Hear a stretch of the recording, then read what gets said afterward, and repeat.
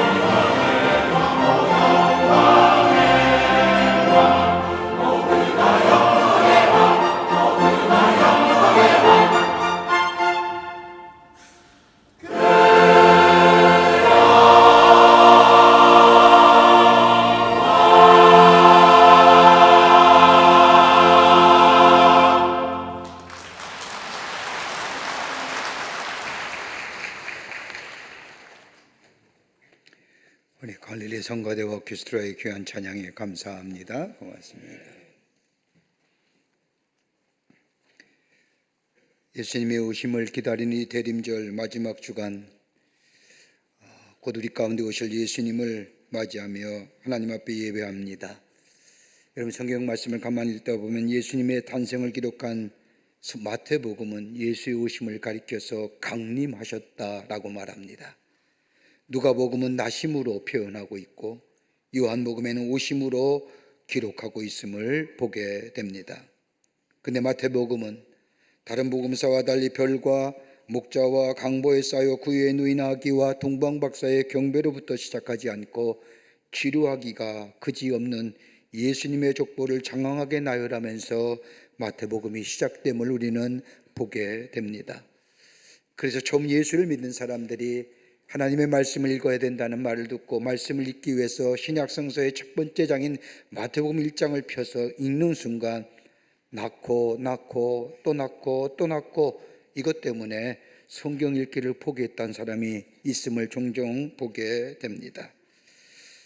근데 다른 복음서와 달리 마태복음이 이러한 예수님의 족보를 열거함은 다름이 아니라 예수님이 이 땅에 오심은 강림이라는 것을 강조하기 위함입니다. 하나님의 아들이 되시고 인류의 구원자가 되시는 예수님께서 이 땅에 오신 것은 하나님께서 창세전부터 계획하신 계시적 사건이라는 것을 보여주기 위함이라는 겁니다. 마태복음은 예수님 그리스도께서 이 땅에 오심은 저 옛날의 일이 아닌 허구가 아닌 사실이라는 의미에서 다른 복음서와 달리 예수의 족보를 기록하고 있는 겁니다. 그러게 예수의 오심은 역사적인 사실뿐만 아니라 예수님은 인간의 역사를 꿰뚫고 이 땅에 오신 실존의 인물이란 사실을 마태는 족보를 통하여 말하고자 하는 겁니다. 여러분, 소식과 충고는 다른 겁니다. 소식이라고 하면 이미 실행된 일을 전하는 것이며 또한 이미 벌어진 일을 인식하고 그에게 맞도록 반응하라는 것이 소식의 정의입니다. 누군가가 이미 행동했다는 것을 알려주는 것이 소식입니다. 근데 충고는 당신에게 무엇인가를 일하라고 촉구하는 것이요, 이것은 다분히 행동에 관한 것뿐만 아니라 더 나아가 내게 그렇게 행동해야 한다는 것을 알려주는 것이 충고라는 의미입니다. 오늘 예수님의 이 땅에 오심을 천사가 뭐라고 말하느냐, 너희는 이렇게 해야 한다고 얘기하는 것이 아니라 내가 큰 기쁨의 좋은 소식을 너희에게 전하노라, 소식이라고 얘기합니다. 복음서 전반에 걸쳐서 우리에게 말씀하고자 하는 것은 다름이 아니라 하나님의 아들이신 예수 그리스도께서 이 땅에 태어나신 일은 진리이고 하나님께서 약속하신 말씀의 성취일 뿐만 아니라 기쁜 소식이요, 인류의 구원을 위한 하나님의 선포라는 겁니다. 여러분 알다시피 구원은 내 공의지나 공로나 노력으로 되는 것이 아니라 하나님의 아들 되신 예수께서 우리를 구원하시기 위해서 이 땅에 오셨다는 사실을 내가 믿고 받아들일 때에 우리 안에 구원의 역사가 일어납니다. 그러기에 이것을 가리켜 좋은 소식이라고 얘기하는 것이고, 누가복음 2장 10절의 말씀을 보면 내가 온 백성에게 미칠 큰 기쁨의 좋은 소식을 너희에게 전하노라고 얘기합니다. 그러기에 예수의 오심은 큰 기쁨의 좋은 소식이라는 겁니다. 근데 많은 사람들이 예수님이 이 땅에 오심을 가리켜서 이 역사적 사실을 허구라고 생각하며 동화 같은 이야기라고, 실화가 아니라고 사람들이 만들어낸 이야기라고 얘기합니다. 여러분 가만 보십시오. 제가 얼마 전에 저 영국의 우리 감리교 목사님과 함께 웨슬레 목사님이 복음을 전하며 공부했던 장소를 방문한 적이 있습니다. 요한 웨슬레 목사님이 공부했던 장소가 어디냐면 저 크라이스트 처치라고 저 옥스퍼드 대학 안에 있는 한 칼리지인데, 거긴 유명한 정치인과 영국의 유명한 사람들이 그것을 공부하고 나온 그 유명한 학교입니다. 한 500년 역사가 된 학교인데, 근데 그 수많은 관광객들이 그것을 찾아옵니다. 그 유명한 사람들을 보기 위한 것이 아니라 그 크라이스트 처치에서 뭐가 촬영된, 해리포터라고 하는 영화가 촬영된 점이에요. 사람들이 요한 웨슬레 목사님을 보거나 또 유명한 영국의 지도자를 보기 위해서, 배출한 학교를 보기 위해서 온 것이 아니라 해리포터를 촬영한 그 장소에 이렇게 수많은 관객들이 그곳에 찾아오는 것을 보게 됩니다. 여러분, 해리포터가 영화로 만들어져서 책과 영화로 쓰여지고 만들어서 전 인류의 인구의 4억 명이 봤습니다. 여러분, 그 영화를 위해서 많은 문학과 비평가들이 얘기합니다. 현대인은 더 현실적이어야 되며 사실적이어야 되며 저렇게 공상이나 허구나 사실이라는 것에 너무나 의존하고 열광하는 것은 시대에 뒤떨어진 일이라고 얘기합니다. 여러분, 그때뿐이었을까요?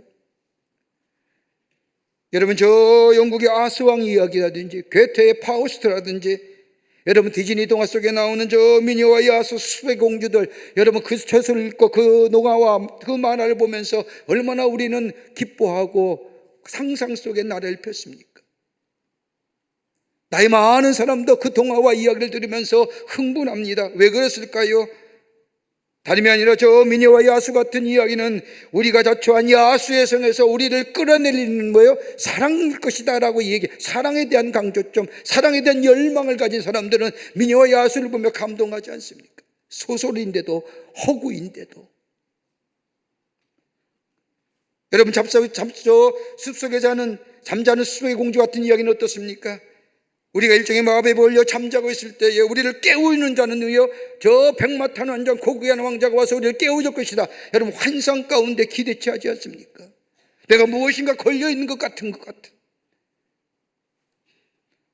동화의 이야기요, 허구의 이야기입니다. 그럼에도 불구하고 이 영화나 이 동화나 이 허구의 이야기들이 많은 사람들에게 감동을 준 이야기가 어떤 이유일까? 다름이 아니라 저 초자연 세계로서의 경험에 대한 열망들, 죽음에 넘어서는 인간의 마음들, 영원한 사랑을 만나려고 하는 갈망의 마음들, 늙지 않고 오래 살려고 하는 마음들, 이러한 것들이 저 사실이 아닌 허구와 소설에 내 마음을 주고 내 이성이 있음에도 불구하고 내 감정을 주고 그걸 기대하지 않습니까? 근데 유독 예수님의 출생에 관해서는 허구라고 얘기합니다. 엄연히 역사적 사실이요, 예수의 땅에 오심을 본 사람도 있고 증거하는 사람도 많음에도 불구하고 예수의 탄생은 저 허구요, 예수의 탄생의 이야기는 사람들이 지어낸 이야기라고, 풍랑을 잔잔케 하시고 병을 고쳐주시며 죽은 자를 살리시며 이 땅에 오셔서 행하신 모든 행적과 이적들 보면서 그것은 동화 같은 이야기야, 실화가 아니야, 사람이 만드는 이야기야. 이성주의와 과학주의에 사는 현대를 아무리 생각해도 예수가 어떻게 동정녀 마리아에서 태어나, 예수가 어떻게 나와서 저 풍랑을 잔잔케 하시고 죽은 자를 살려, 다 사람이 만들어진 이야기야 라고 하는 지금의 시대에 사는 사람들에게 마태는 예수의 족보를 이야기하면서 예수님의 탄생이야말로 동화나 허구가 아니라 실제적인 사건이요, 역사적 사건이요, 하나님의 인류를 구원하기 위한 하나님의 구속사적인 사건이라고 얘기하면서 그 증거는 뭐라고 얘기해요? 예수의 족보를 얘기합니다. 여러분, 마태가 쓸 당시에는 가족 중심의 공동체 사회였습니다. 그러기에 가족 중심의 공동체에게 딱히 자신을 알릴 수 있는 기회가 없습니다. 자신을 알릴 수 있는 것은 딱 하나밖에 없습니다. 지금처럼 이력서를 얘기하는 것도 아니고 자신의 경험을 얘기할 수 있는 방법도 없습니다. 자신을 알릴 수 있는 방법은 뭐냐? 딱 하나, 자신의 족보입니다. 나의 족보는, 나의 혈통은 이러이러한 사람입니다. 나의 가문은 이런 사람들과 연관되어 있습니다 라고 하면서 자신의 누구인가를 얘기합니다. 이렇게 볼 때 마태복음 1장의 말씀은 예수님의 족보는 예수님의 가문과 예수님에 관계된 사람으로 구성되어 있어 예수님의 이력서이기 때문에 진실이요, 허구가 아닌 사실이라는, 그뿐일까요? 마태복음 1장의 말씀을 보면, 예수님의 족보를 기록한 것을 보면 예수님이 탄생할 당시의 사람들도 요즘 사람들처럼 때로는 자신의 족보를 위조하거나 또 감추는 일도 있었답니다. 대표적인 인물이 헤로도 왕 같은 사람입니다. 자신을 돋보이기 위해서 자신의 별 관계없는 사람, 자신의 가문 속에서 좀 나쁜 일을 한 사람, 좋지 못한 인상을 준 사람은 자신의 족보에서 헤롯은 다 지워버리고 자신과 관계 좋은 사람, 자신을 돋보이게 할 사람만 자신의 족보에 넣었다는 겁니다. 그런데 오늘 성경 말씀을 가만히 보세요. 예수님의 족보를 가만히 들어보면 특이한 점이 몇 가지 있습니다.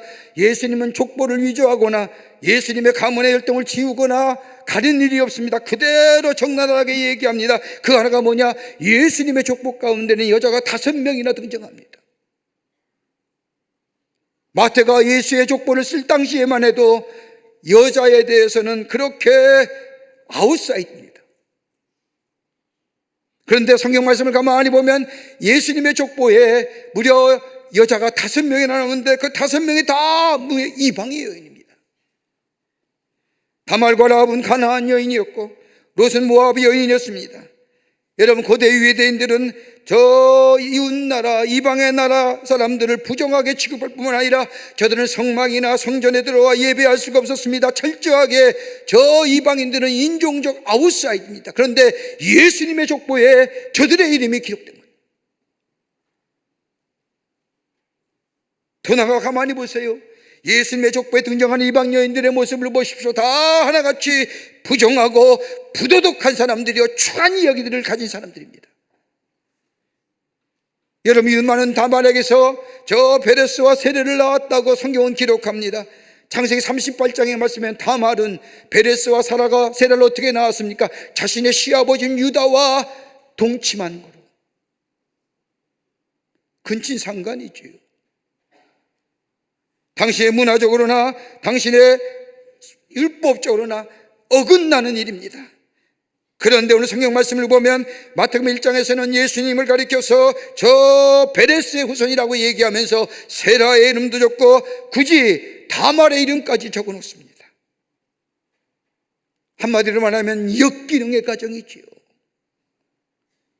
저 인종의 아웃사이드, 역기능의 가정, 그럼에도 불구하고 예수님이 그 가운데 나셨다는 것은 다름이 아니라 예수님이야말로 인류의 구원자가 되시며 하나님의 구원의 역사를 이루실 계시적 사건이며 누구든지 예수를 믿기만 하면 그 삶이 인종의 아웃사이드든 문화의 차별을 가졌던 저 죄를 범하였던 그 어떤 것이라도 예수를 믿기만 하면 구원받는다는 놀라운 구원의 계시적 사건을 가리키기 위해서 마태복음 1장에는 소상하게 예수님의 족보 앞에 이런 일들을 적어놓은 거예요. 인간의 몸을 입으시고 이 땅에 오시는 예수님, 이 대림절 마지막 절기에 굳이 마태복음 1장에서 다른 복음서와 달리 저 양의 이야기도 목동의 이야기도 동방박사의 이야기도 다 별의 이야기도 저 나오지 아니하고 족보에 마태복음 1장은 족보를 쓴 이유가 어디 있을까요? 왜 굳이 마태는 다른 복음서와 달리 예수님의 족보를 씀으로써 예수의 탄생을 알린 이유가 어디 있을까요? 오늘 본문의 말씀을 통해서 함께 말씀을 나누며 은혜 받기를 원합니다. 첫째는 다름이 아니라 예수의 오심은 은혜라고 하는 겁니다. 우리에게 은혜 주시기 위해서 이 땅에 오셨다는 겁니다. 여러분, 마태복음 1장 6절의 말씀을 보십시오. 이새는 다윗 왕을 낳으리니 다윗은 우리 아내에서 솔로몬을 낳았다고 성경은 기록합니다. 예수님의 형통 가운데 다윗을 이야기합니다. 여러분, 다윗을 소개할 때 성경 말씀을 보면 솔로몬을 우리의 아내에게서 낳았다고 이야기합니다. 왜 밧세바라 쓰지 아니하고 굳이 우리 아이 아내라고 얘기했을까요? 이렇게 쓴 것은 이스라엘 역사 가운데 가장 비참하고도 끔찍한 역사의 한 장편을 이 짧은 구절에 마태는 담고 있습니다. 사무엘 23장 29절의 말씀을 보면 사울의 시기 때문에 다윗은 자신을 죽이려던 사울의 비를 피해 도망다닙니다. 그때 다윗과 함께 몇 명의 남자들이 광야에까지 다윗을 따라 다윗의 편이 되어 다윗의 목숨을 지켜줍니다. 소위 말하는 다윗의 용사입니다. 거기에 누가 있느냐? 우리아입니다. 다윗을 위해 온갖 위험을 무릅쓰고 다윗을 도왔던 사람입니다.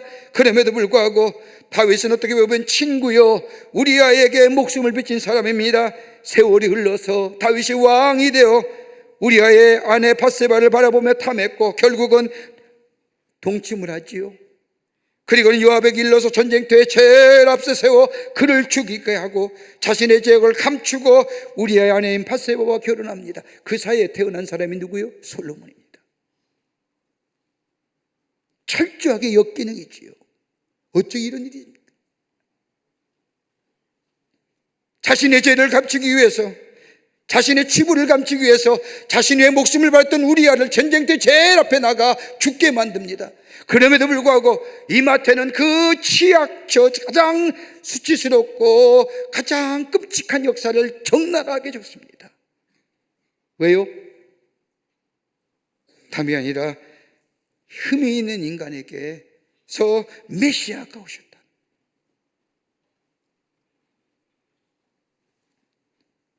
이렇게 마태는 종교적으로나 문화적으로나 인종적으로나 성적으로나 모든 면에서 결핍했던 자를 이렇게 적은 이유는 다름이 아니라 예수 그리스도께서 이 땅에 오신 것은 다름이 아니라 은혜라는 겁니다. 은혜 때문에. 하나님의 법이나 문화적으로나 종교적으로나 인종적으로나 그 밖에 어떤 것에 결핍을 가지고 있더라 할지라도 회개하고 예수님을 구원해 주러 모시기만 하면 그리스도가 은혜가 죄를 덮고 그분과 연합하여 온전한 삶을 살아가게 하신다는 것을 말씀하시기 위해서 누구든지 예수 믿기만 하면 구원을 받고 예수를 영접하기만 하면 영원한 생명을 얻게 하신다는 사실을 보여주고 말씀하시기 위해서 마가는 예수의 족보에 이에 치부하고 이 아픈 각오를 적나라하겠습니다. 마음을 돌이키는 겁니다. 여러분, 은혜 받는 건 다름이 아니라 우리의 마음이 돌이켜야 됩니다. 저 세례요한이 외쳤던 것처럼 회개하라 천국이 가까웠니라고 하는 말씀처럼 우리의 마음의 방향이 저 하나님께로 향하고 저 세상을 향하려고 하는 것이 아니라 하나님께 우리의 마음의 문을 열고 예수를 받아들이게 될 때 우리에게 은혜가 임하는데 그 은혜라는 것이 아니라 나에게 구원을 주시고 나를 새롭게 하시고 내 삶을 영생으로 인도하시는 그 하나님의 놀라운 은혜를 우리 가운데 주시기 위해서 우리 주님이 인간의 역사를 꿰뚫고 우리 가운데 오셨다는 겁니다. 그러게 성탄절은 뭐예요? 은혜의 해요, 은혜의 날입니다. 그 예수를 받아들인 자마다 우리 안에 은혜가 넘쳐나는 하나님의 백성의 삶으로 살아가게 하십니다. 둘째는 하나님의 약속은 반드시 성취된다는 겁니다. 굳이 마태복음 1장에 예수의 족보를 이렇게 장황하게 쓴 것은 다름이 아니라 하나님의 약속은 반드시 성취됨을 우리에게 보여주기 위함이라는 겁니다. 여러분 가만히 보십시오. 마태가 기록한 예수님의 족보를 보면 메시아가 오신다는 약속이 성취될 때까지 많은 세대가 흘렀습니다. 오늘 성경 말씀에 예수님은 아브라함의 자손이라고 얘기합니다. 여러분 창세기 12장 3절의 말씀을 보면 하나님께서 아브라함에게 통하여 말씀하기를 내 후손을 통해 땅의 모든 족속이 복을 받으리라고 말씀합니다. 그런데 그 전에 창세기 3장 15절의 말씀을 보면 저 아담과 하와가 에덴 동산에 쫓겨난 후에 하나님께서 아담과 하와에게 말씀하십니다. 사탄의 머리를 상하게 하고 악을 무찌를 자가 올 것이라고 얘기합니다. 사탄의 계기와 마귀의 저 괴착을 깨뜨릴 자가 올 거라는 겁니다. 구원의 주 메시아에 대한 예언입니다. 그런데 오늘 성경 말씀을 보면 천사가 마리아를 찾아와 그녀가 낳을 아기의 이야기를 하기까지는 수십 세기 수천 년이 흘렀을 겁니다. 그러면서 누가복음 1장 54절의 말씀을 보면 이 말을 들은 마리아가 이렇게 고백하지 않습니까? 하나님이 긍휼히 여기사 기억하시되 우리 조상에게 말씀한 것 같이 아브라함에게 말씀하신 것 같이. 여러분 시기가 얼마나 흘렀습니까? 저 창세기 3장 15절에 저 사탄의 머리를 상하게 할 악을 무찌를 그 예언의 말씀과 오늘 이 누가복음에 나오는 이 아기 예수의 탄생의 예언까지 얼마나 긴 세월입니까? 여러분 예수님의 탄생하기 전까지 약 400년 동안에는 저 하나님의 말씀이 이스라엘 백성에게 들려지지 않았습니다. 암흑의 시대였습니다. 하나님의 말씀이 들려오니 저 무지의 시대였습니다. 철저하게 하나님을 잊어버린 바 된 그 백성에게 하나님은 저 아브라함에 약속하신 메시아 구원의 주 다 잊어버렸을 때에 다 까마득하게 잊고 있을 때에 저 인간의 몸에 태어나신 아기 예수를 메시아로 이 땅에 보내신, 즉 이 땅에 오심은 하나님의 약속의 성취요, 마태는 족보를 통하여 예수의 오심은 하나님의 약속의 성취임을 보여주는 것이라고 증명하는 겁니다. 여러분 우리 인간의 시간표는 하나님을 판단할 수가 없습니다. 더디 보일 수도 있으나 하나님께 당신께서 약속하신 것을 결코 잊지 아니하십니다.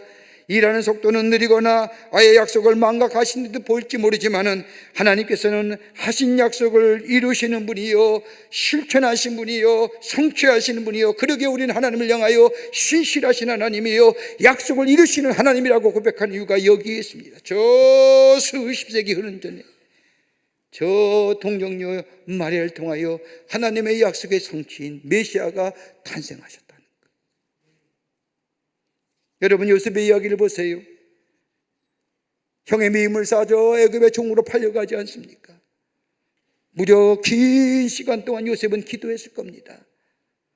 하나님을 떠나지 아니했지만 그의 마음속에 하나님은 내 기도를 들어주지 않는 것 같아, 하나님은 내 기도에 외면하는 것 같아 라고 생각할지 모르지만은 그 엄청난 재난과 고난 가운데 하나님을 붙드는 믿음을 가졌던 이 요셉, 끝내는 저 애굽의 총리 대신이 된 후에 그를 팔았던 형들을 만나게 되죠. 창세기 50장 20절의 말씀을 보면 하나님이 나를 해하려 하셨으나 하나님은 그것을 선으로 바꾸셨습니다라고 이야기하는 고백.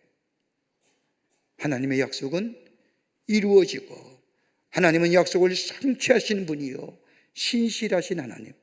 마태는 다름이 아니라 예수의 족보를 쓰면서 이 땅의 메시아를 통하여 저 사탄의 괴계를 깨뜨리며 사탄의 머리를 상하게 하실 그 메시아, 그분이 오셨다는 사실을 오늘 족보를 통하여 증거하고 있는 것을 보게 됩니다. 그러기에 예수의 오심은 하나님의 약속의 성취입니다. 그 약속의 성취, 신실하신 하나님의 약속하신 것이 우리 가운데 이루어지는 것. 그러기에 예수의 오심은 하나님의 약속의 성취요, 그러기에 우리의 큰 기쁨이 되는 줄 믿습니다. 또 하나, 끝으로 마태가 이렇게 1장을 통하여 예수의 족보를 쭉 이해하는 것은 다름이 아니라 예수의 오심은 우리에게 안식을 주시기 위함이라는 겁니다. 오늘 성경 말씀을 가만히 보십시오. 마지막 절의 말씀을 보면 마태가 이렇게 이야기합니다. 그런즉 모든 대수가 아브라함부터 다윗까지 연례되어 다윗부터 바벨론으로 사로잡혀갈 때까지 연례되어 저 바벨론으로부터 사로잡혀간 후로부터 그리스도까지 연례되니라. 마태에 나오면 예수님의 족보의 말미에 세대수를 이야기합니다. 그냥 예수님이 오셨습니다, 약속의 성취입니다 얘기하면 되지 왜 굳이 마태는 이렇게 세대수를 적은 이유가 어디 있을까요? 그것도 아브라함에서부터 다윗까지 14세대요, 다윗부터 바벨론에까지 14대요, 또 마태복음 17장 말씀을 보면 바벨론에서부터 사로잡혀 그리스도까지 14대라 라고 얘기해요. 그러니까 아브라함부터 다윗까지 7세대가 2번이고 저 다윗서부터 바벨론까지 7세대가 2번이고 바벨론서부터 예수님 오실 때까지 7세대가 2번이에요. 왜 이렇게 얘기했을까요? 그러면서 예수님을 7번째의 7시작이라고 말합니다. 왜 굳이 마태는 예수의 족보를 말하면서 마지막에 이렇게 세대수를 기록한 이유가 어디 있을까요? 여러분, 성경에서 7이라는 숫자가 뭡니까? 아주 의미심장한 숫자입니다.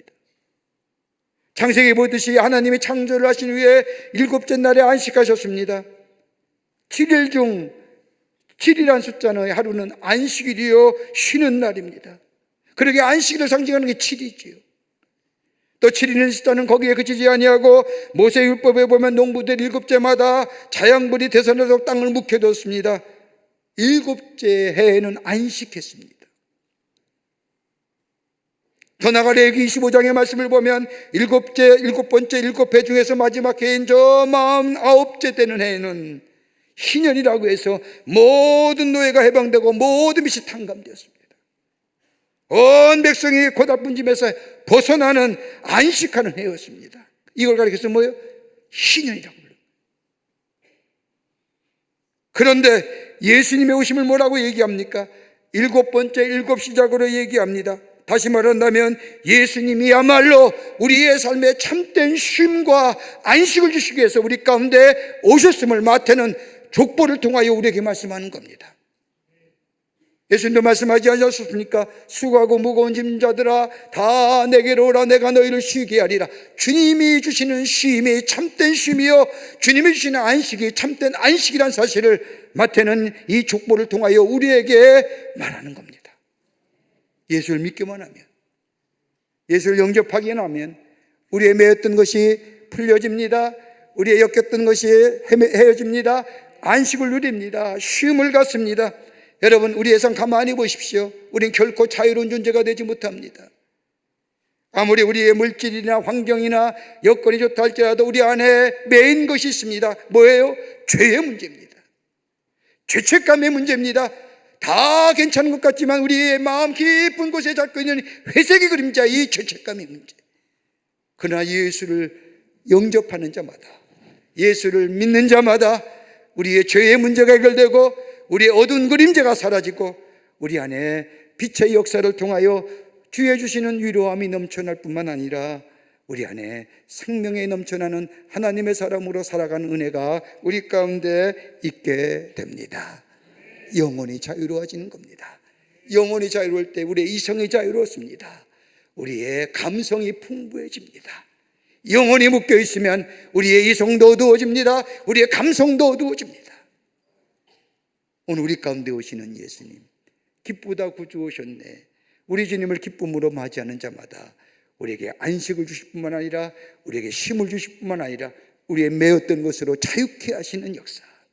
그러기에 예수의 오심은 큰 기쁨의 좋은 소식이라는 것이 바로 이런 이유입니다. 마태는 이걸 얘기하는 겁니다. 장황하게 족보를 이야기하면서 왜 이렇게 썼을까? 누가 누구를 낳고 누가 누구를 낳고 누가 누구를 낳고 그게 무슨 이유가 있을까? 아닙니다. 예수의 오심은 다름이 아니라 은혜의 해.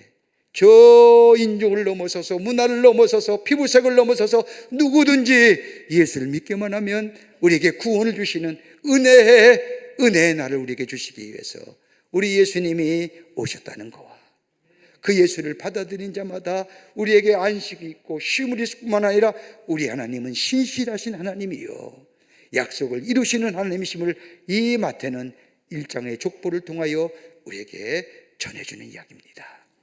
오늘 그 예수를 받아들인 자마다, 믿는 자마다 우리 안에 은혜가 넘치고 우리 안에 안식이 있고 우리 안에 쉼의 역사가 있을 뿐만 아니라 신실하신 하나님을 만나는, 그래서 우리의 생이 새로워지는 하나님의 놀라운 역사가 우리 가운데 임하게 되는 줄 믿습니다. 성탄은 그러기에 은혜의 날입니다. 이 은혜의 날을 맞이하여 기쁨이 넘쳐나는 여러분과 저와 되시기를 주의 이름으로 축원합니다. 하나님 감사합니다. 저희들 주께서 사랑해 주셔서 하나님의 자녀 삼으심에 감사합니다. 예수 오심을 기다리는 이 대강절에 주여 어서 오시옵소서. 주님 기쁘게 맞이하여 은혜와 더불어 우리의 안식과 시문과 더불어 신실하신 하나님, 약속을 이루시는 그 하나님을 만나 우리 안에 하나님의 기쁨이 충만해지는 역사가 있게 하여 주시옵소서. 성령이 도우시고 인도하여 주실 줄 믿으며 예수님의 이름으로 기도하옵나이다. 아멘.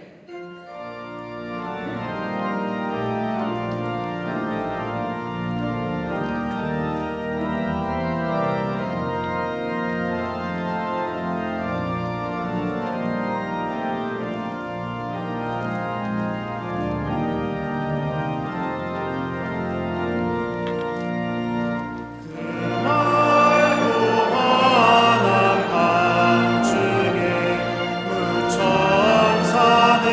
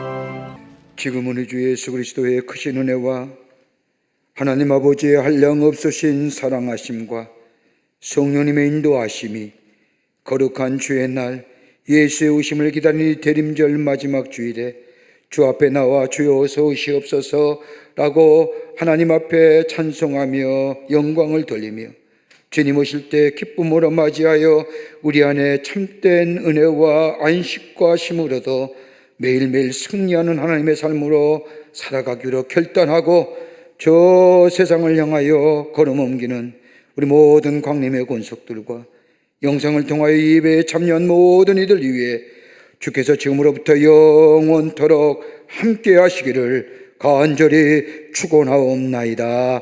아멘.